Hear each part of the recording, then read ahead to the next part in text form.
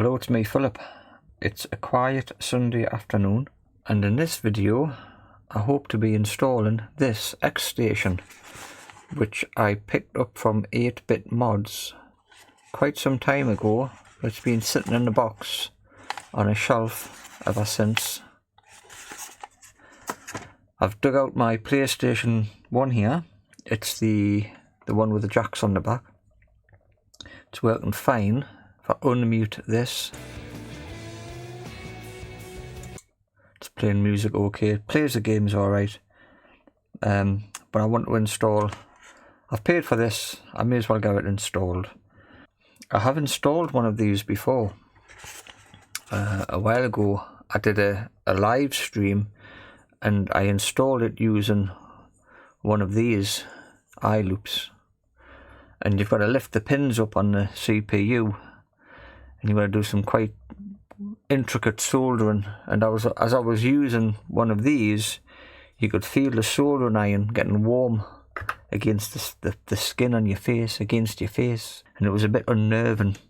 So it should be much easier with the microscope that I have today. So we'll get rid of that, and we'll switch off. Switch off, unplug that, move this out of the way.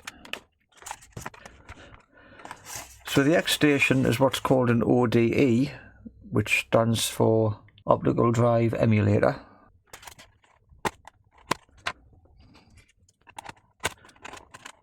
That's the toughest blooming sticker I've ever seen.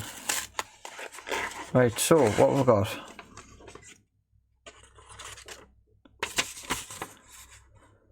There's a QR code for the instructions,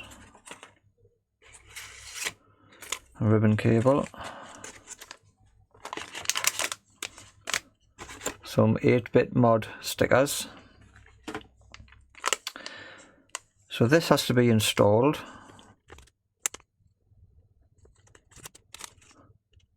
I was expecting another piece of this. When I installed one earlier, I got this box. It came with two options for installing that onto the motherboard. And now I've ordered this one, and it came with this one, which is the same. So I don't know what motherboard type I've got in here, and I don't know what these are for. So I've hit a snag straight away. There are two revisions of the boards, if I remember rightly. Let's have a look. Here are the Xstation instructions on GitHub, and you have a PU-8 and a PU early, and a PU-18 and a PU-7. So early PU-8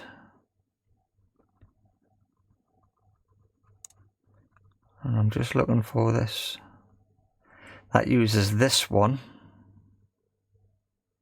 That's a different shape. And the late PU-8,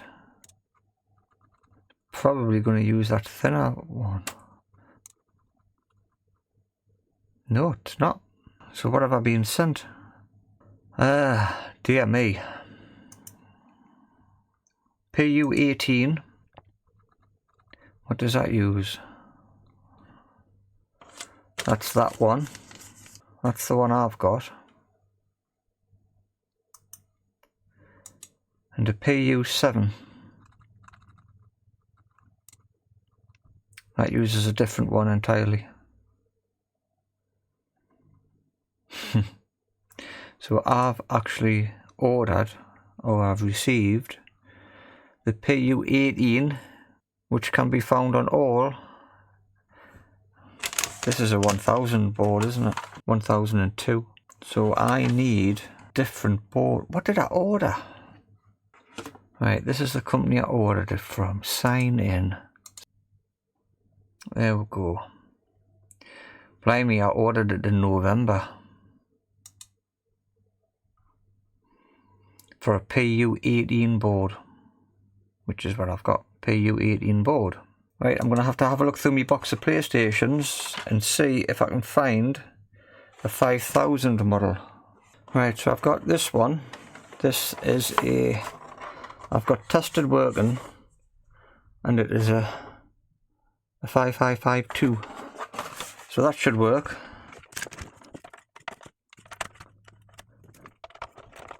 Let's plug that in and see if it comes on. There we go, it's on. Put this in. Although we're taking the disk drive out, so we shouldn't need it. Yeah. Right, so that is working, and it's outputting audio and video.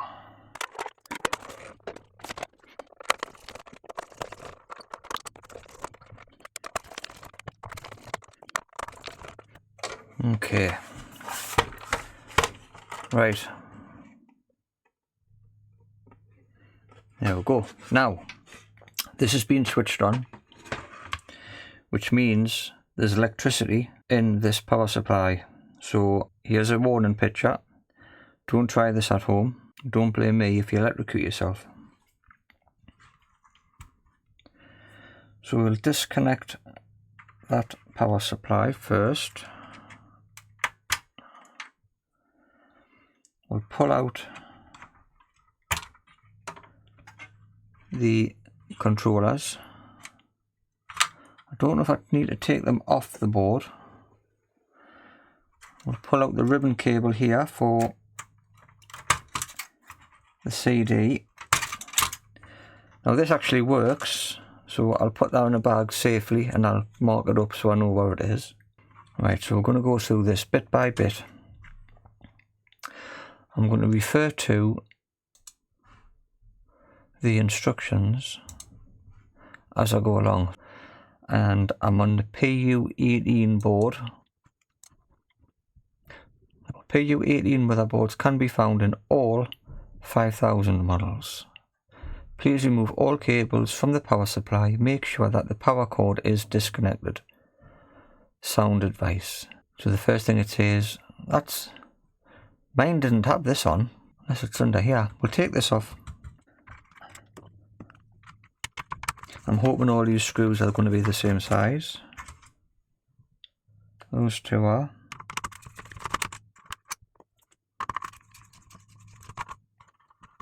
Okay. So it's going to pull up. I've taken out all the screws that I can see.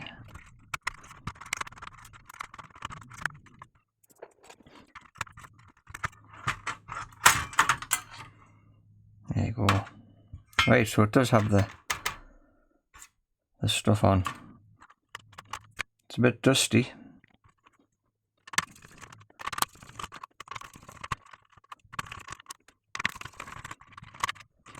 Right, that's the board removed, so we'll give that a good clean out before we put it back together. So I'm hoping I can leave this on. What does the instructions say? Search for IC701 is labelled CDX2545Q, this one. And then it says from there you have to lift the following pins. 44, 46, 47. Please make sure only the pins shown are lifted. So it must be an 80 pin chip. 56, 47, 45, 47, 46. Please be careful not to damage the main board. Make sure you've only lifted the pins. You should have no contact with the motherboard. So we'll put some tape underneath. And then we can flip the board over and look at the bottom of the board. Right, so we'll do this first. So I'm going to make a note of those pins so I don't keep having to swap screens. Now, I'd just like to point out, I did look through the instructions yesterday or the day before to familiarise myself with what I was about to attempt. So that's what I suggest you do first. Let's see if the microscope's working first time today. Excellent. Make sure I'm on the right chip. The 2445Q. And there's pin 80. I'll just bring you into focus. There you go. This is probably the trickiest part, I would think, of the whole thing. So I want 80, 78 and 77.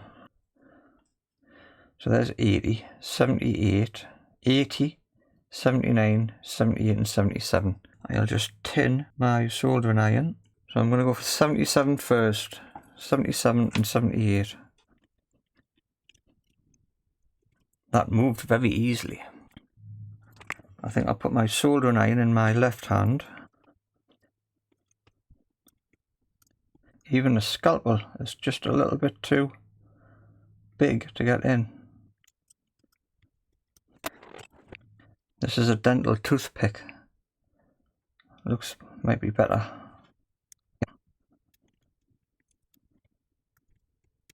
Right, so they are clear.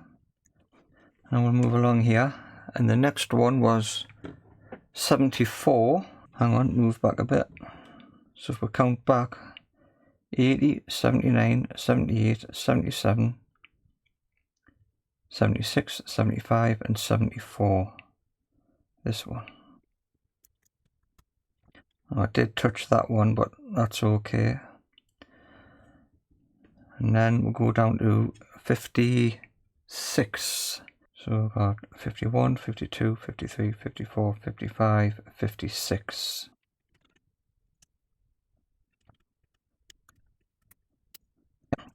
Flip it around, because we want 45, 46 and 47. Might be easier if I have a quick look at the picture. Right, I'll count back from 50. 50, 49, 48, 47, 46, 45.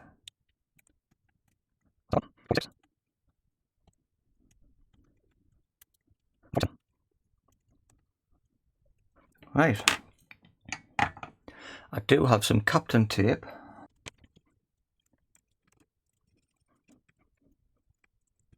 That was harder than what it should have been.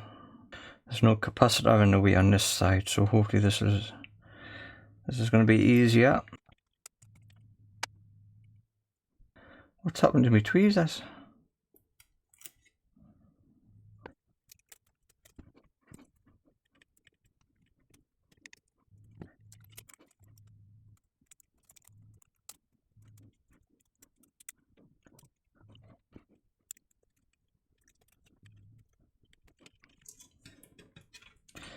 Right, so 56, that's right. 80, 79, 78, 77, 76, 75 and 74, so that's right. So those are all lifted up.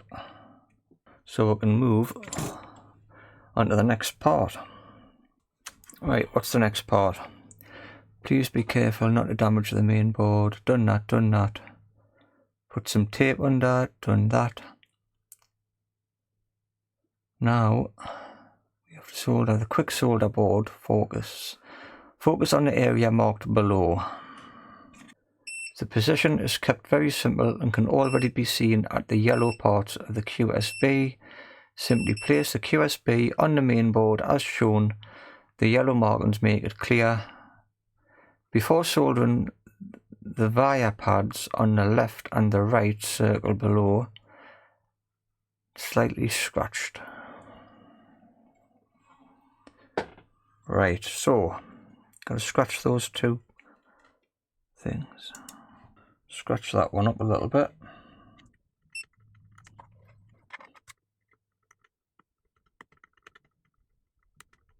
Okay, and the following one was, I don't know, where's the board? So that's how the board's going to fit. Something like this. So there's the pad. Yeah, that's it down there. Yep, that's the one.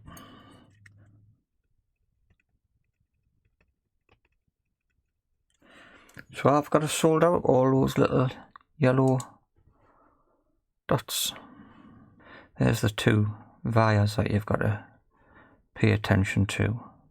there's 1, 2, 3, 4, 5, 6, 7, blah, blah, blah, blah, 15 or something. I'm going to count them all. So that one goes on there. But this, what about this one? Where does this one go to?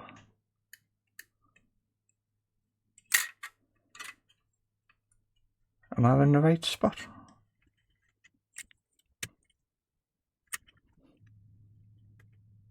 Yeah, look, there to there. Those three line up. 1, 2, 3 up here. Tell you what, I'll put this one on.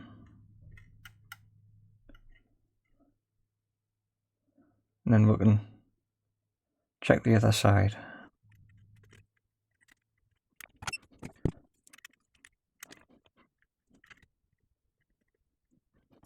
That's just enough to hold it in place. I'll come back to it though, I'll not leave it like that. There's that wire.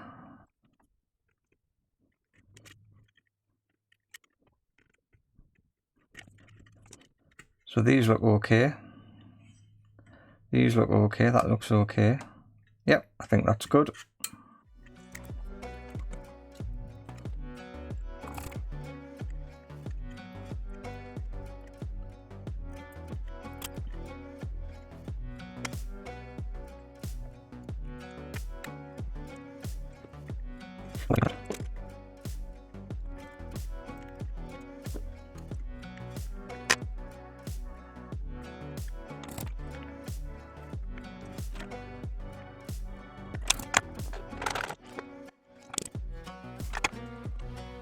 Got a couple down here. I just cannot reach the solder at the bottom. So if anyone's going to cause trouble, it's going to be them ones. A few more here.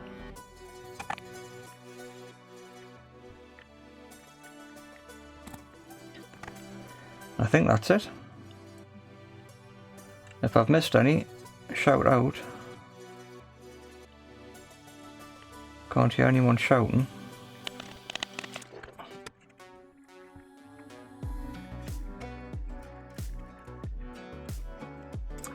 Right, nearly finished. I'm sure there was something over here that I've got to take off. A couple of resistors. Right, we've done that. Done that. Done that, done that. Right, over here. The small resistor marked in violet has to be removed. So it's the one above this capacitor. Next to, it looks like a crystal. Is that the crystal? So that's got to come off. I should just be able to knock it off with, like that. That was easy. And finally you have to connect the APLL board from the QSB to the marked location above the desoldered resistor. See enlargement, right, so just above there, and it goes over to APLL over here. So here to the board that I've just soldered on, so I need a piece of cable.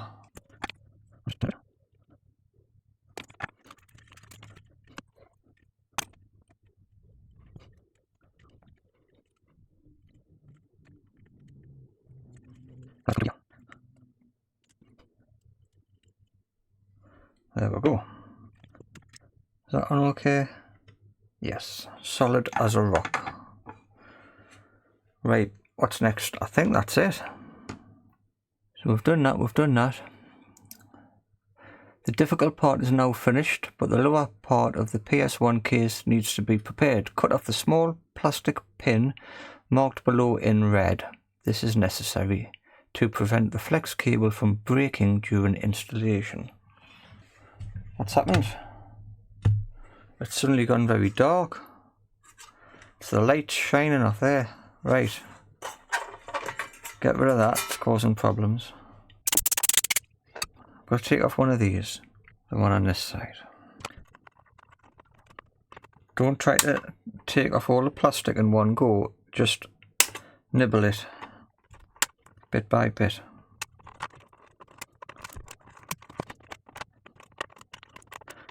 that's why they're called flush cutters, because you can get flush.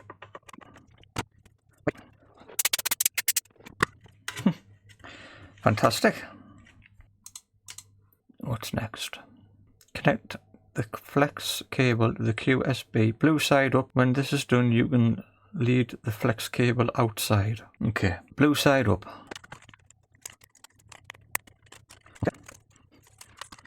So I'll just put this back together. Where's the bottom? That was the bottom. That did sit on top of there, like that. But I think I've got to put these, sorry, that sits on top of there like that. I'm sure I've got to put these screws in before I put this back on.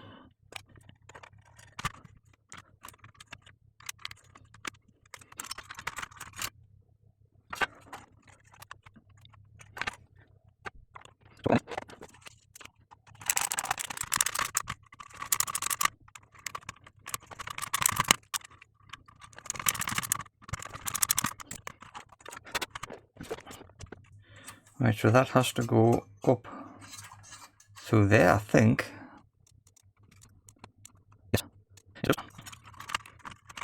And if I've put the screws in the correct holes,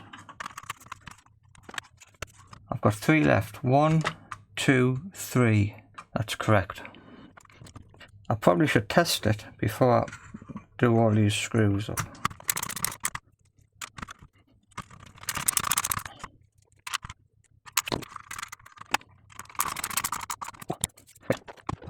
This is clean, it's just tarnished a little bit.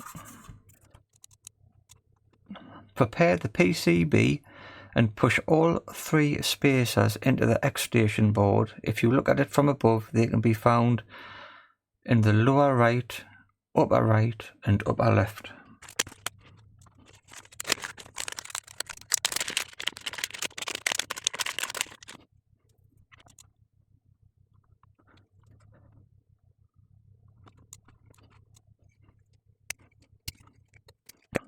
How the hell does that just sit on there? Mount them on the original posts. Doesn't fit. What am I doing wrong? Is it like that? Looks like it's like that to me. Why don't they orientate this picture the right way up? That's just silly. They've got the console on its side like this. So that cable has to bend like that, and that goes in there. That cable bends like that. That should clip on there. Right, problem solved. All I had to do was turn that picture in a PDF the other way. It makes sense that you're going to be looking at it in this orientation. More pages. When everything is ready, you have reassembled a PlayStation in reverse order. Blah blah blah. Okay, so I'll plug the controller board back in and the power supply. I'll set the top on and then we'll have a look at the software. So that's what it looks like. Right, software. I've got a reader and I've got a 32GB Sandisk Ultra card. So we're going to pop that in. Pop it into the USB reader. I heard a beep. Right, so there is my empty SD card. Back to here. Format to X, or I've done that. Create a folder on your micro card 00 Xstation. And then download the latest update files and copy the files to the Xstation folder. Okay, new folder 00 Xstation, and then grab them files, install pics, readme. What's this? Is this the latest one? I can never work out GitHub. Update zip. That's them there. Copy and paste. There we are. That should be them two there. So we will get rid of that. Take this out.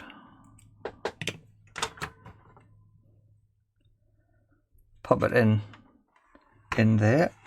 Be easier if I just take that off. Right, what's the chances of this working first time? I'm very confident. I don't know why, but I think it's going to work straight away. It's going to boot straight. There's no games on it. I'll have to find some backup games. Oh, please work. Cross your fingers. That worked the last time. Power on.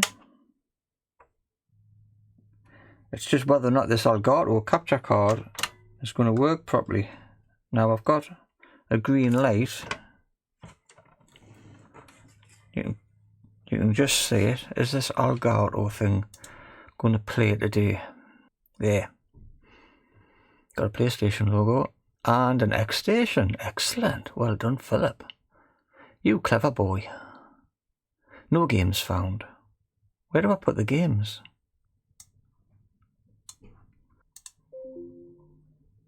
Right, get rid of that. Turn it off.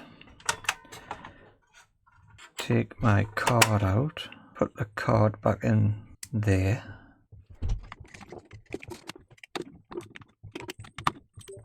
Right, I'm going to go and see if I can find some naughty PlayStation games to play on.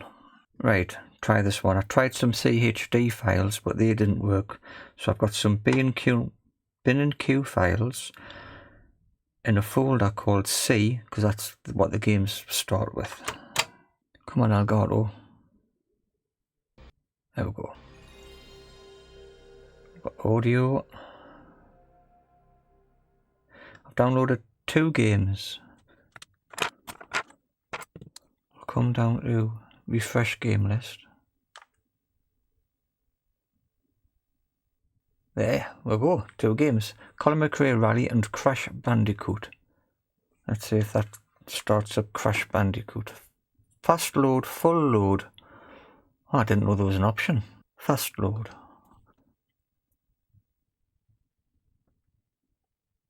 It's not doing anything.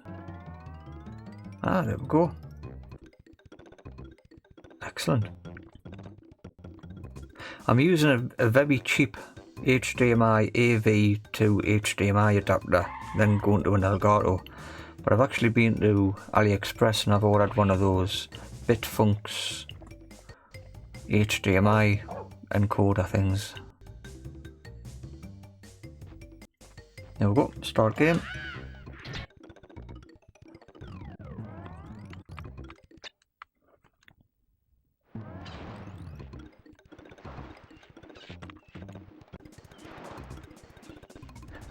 By the time I press the button and by the time he moves on screen, it's really laggy. There you go, he does a spin. Right, so anyways, that is a great result. And to think I've had that sitting there for all this time. I'll have to work out how to, I'm sure there's a way, there might be a way to get back to the menu from here, I don't know. I'll have to read the instructions. There we go. Return into the Xstation loader with a soft reset. Go back to the Xstation menu, completely power off and again. Press and hold the PlayStation's reset button for about 2 seconds. A short press will restart the current game. Right, press and hold this for 2 seconds. Oh, that didn't work. Anyways, I've shown how it's working. I'm over the moon, as you can tell. Right, hold up, because despite the fact that Crash Bandicoot is working and Colin McRae Rally was working, it hasn't come without some issues. So the first problem I came across was you've got to have the lid shut to run this. You wouldn't think so because there's no CD in, but the lid does have to be shut. I played a couple of games of Crash Bandicoot and Colin McRae Rally, and when I went to put on some new games onto the SD card, it stopped booting up to the Xstation menu because I didn't have the lid shut. It took us a bit longer than what it should have done, but it does actually say if you're having trouble, ensure the lid is closed. It happens regular, so I'm not as daft as what I thought I was. But the games, a lot of the games, I would say more than 50%, just still wouldn't load. So I went on to the next step, and that was to reformat the SD card with the official recommended tool. Just, yeah, tried that, still no good. And I'm using a Sandisk card, which everybody swears by. It's a class 10 A1, so that's actually A1 or class 10. So it's supposed to be a good card. So after I reformatted that, and I still didn't get anywhere, I went back and I started to check all of my solder points. They give you test points on the board from your solder points, so you can go around with a multimeter and check to make sure everything's connected up like it should be, which is excellent. It's really well documented. So that all tested out okay, and I made sure that none of these CPU pins were touching each other. So I was quite happy with the install. So my next step was to try a different card, and I've got this one, which is an integral. That's a class 10 card, so it's the same speed as this one, but this one's 64 gig. And with this one I had a bit more luck. I made a list of the games that worked and that what didn't. So this is the new card that I had more luck with. So Atari Collection 1 worked, Collection 2 didn't work, the Midway Collection didn't work, but Bomberman, Castlevania, Einheider, Ridge Racer 4 worked, but Mission Impossible didn't work. Mission Impossible got to the splash screen, but the game didn't load. And on the Sandisk card, the first one I tried, Atari Collection 1 worked, Collection 2, Midway didn't work, Bomberman didn't work, Castlevania loaded, but the game didn't start. Same with Einheider, same with Mission Impossible, and Ridge Racer didn't work. So what I did was I downloaded an older firmware version, 1.16, and I had the same issue on the 3 games. I only tested 3 games. Atari Collection still worked, but the Atari Collection 2 didn't work, and Mission Impossible didn't work.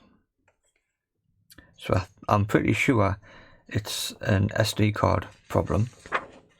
So what I did then, I found a very old 2GB Sandisk card with no speed rating on it, but it is very slow when you copy a game over onto it. So I tried that one, and this one, Atari Collection 2, which didn't work on the other 2 cards, actually played, and I did have a play of Paperboy. And Mission Impossible half worked. It loaded the cutscenes, but the game didn't load. I couldn't get any gameplay to work on it.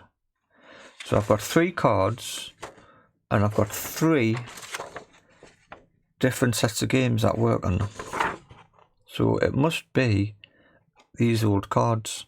So what I've done, I've went onto Amazon and I've ordered, I'm sticking with this one, I've ordered 2 new 32 gig cards, same as this, from Amazon, and they'll be arriving tomorrow. So I'll be able to put all the games on and test it properly. Now, before I get to that part, I want to mention picture quality. At the start of the video, I had the PlayStation connected with these composite, I just call them phono leads. I had the PlayStation connected with that to my little cheap capture card. And when I hooked it up to the television, it was still quite a poor picture. So I swapped them out for, this is the Sony PlayStation 2 RGB SCART. And the difference between this and this is fantastic. I'll bring up a couple of pictures here. Right, there you go. You've got the RGB on the right and the composite type leads on the left there, and the difference is phenomenal. I didn't even buy an expensive RGB lead. It's just a cheap one from somewhere, probably from eBay. But the like I say, the picture quality is fantastic. There should be some capacitors in here, I think. Probably going to break it, open it up.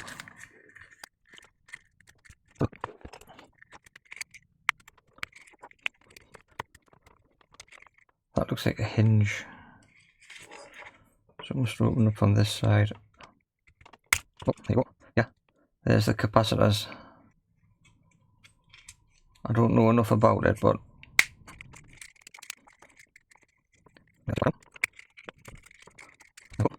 so yeah, RGB for the best picture quality.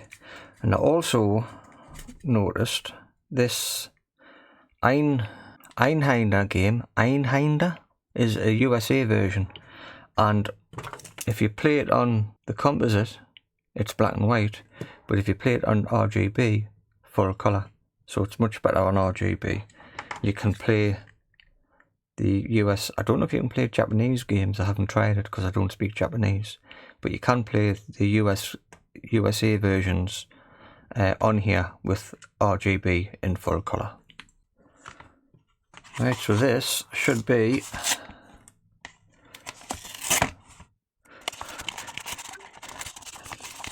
they've stopped putting, I'm sure there used to be a little bit of red tape on these things.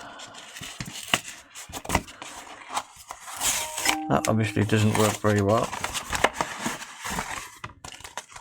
Right, so I've bought two 32 gig cards and I've stuck with Sandisk, even though the other one doesn't seem to be working properly. So I'm going to put the same games onto one of these.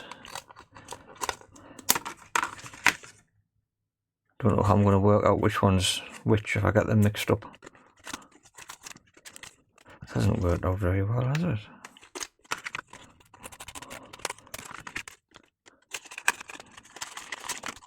Right, let's get started. It's going to take a while to transfer the games across. So there's the two cards, just for reference. The new card transferred the games from the hard drive, from the SSD, at 34 megabits MBS, megabits or megabytes per second, and the old card transferred them at 20 MBS. So the new card's much faster, but it's supposed to be the same, I think. So perhaps the old card, which is the dark red one at the top, is perhaps a fake. I'm not sure. Or perhaps it's just damaged. Who knows? Right, I think I've got all this set up correctly. So am I going to get Elgato? There it is. No signal. That's alright. Look, I've got these connected up the wrong way around. Absolute idiot. There we go. Blimey. I don't know how I manage sometimes. Right, this is going to be laggy, but refresh game list. There we go. And the first game that didn't work was Atari Collection 2. So we'll try that one. Now this didn't work on both cards. So let's see if it works on the new card. And it looks like it's going to. Oh, this did work on... This worked on the third card, the little 2 gig card that I had ages ago.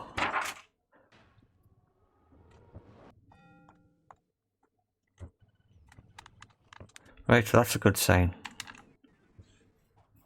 Paperboy. Try Paperboy.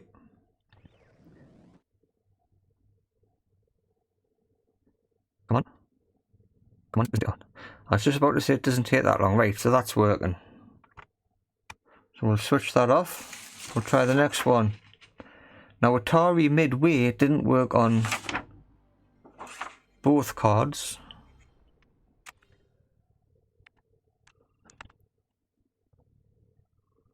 No, that doesn't. Oh, blimey. Yes, that looks good. That didn't work on both cards, but I didn't test it on the third card.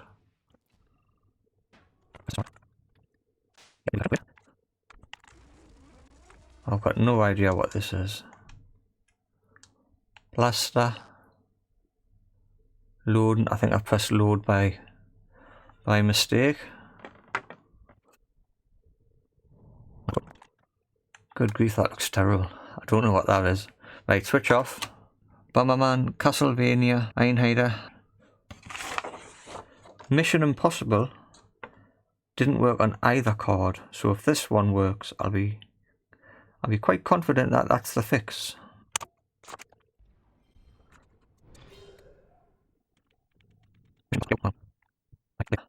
Fast load. Cross your fingers.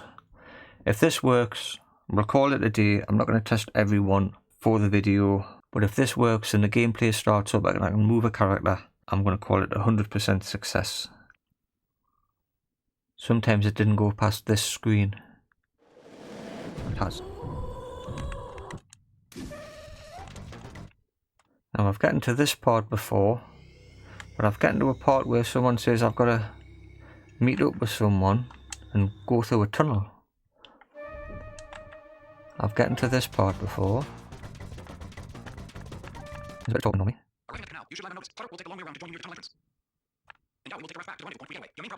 Right. I don't get past this part. And I haven't. Is it the ROM? Is it the actual game ROM itself? Because that's not loading anything. Oh. Right, I'm going to try the others and I'll just show them working. I'm not going to bore you with every load. Right, so as you can see, Bomberman is working. So Castlevania is working. Colin McRae Rally is working. Crash Bandicoot is working. Einheider's working, but I keep losing signal. I wonder if it's because it's a USA title. And it's outputting, would it be outputting NTSC? It doesn't look good. But I'm surprised to see it's in colour of sorts. I don't think it's proper colour, but that might be because I'm using these RCA composite cables. This is RC Revenge, and I'm getting a read error. That's the second game that's not working. Right, I've got Ridge Racer 4 working. I think that's what I'm going to test for the video. I think it's a... I cannot play it and look at that at the same time. There's too much lag. It's terrible.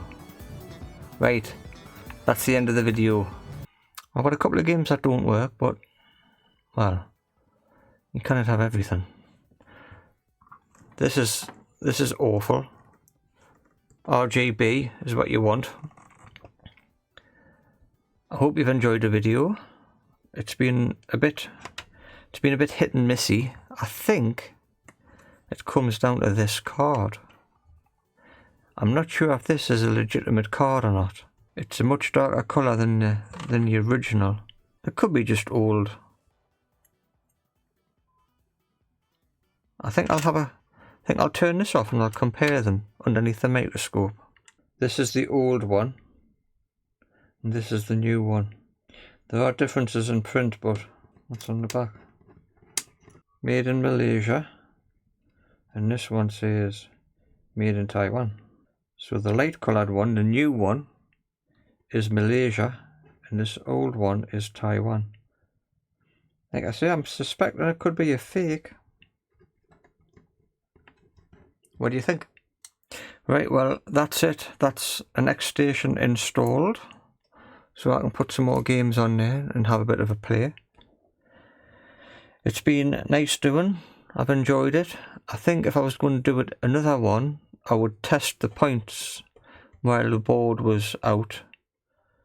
It only takes a few minutes and it's worthwhile testing them while the board was out. And I would pre-tin the pads before I put the little QSB board on.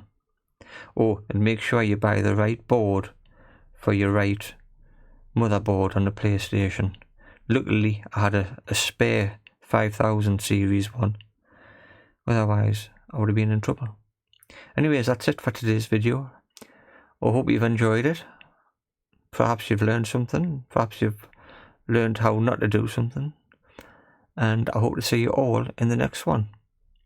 Thanks for watching.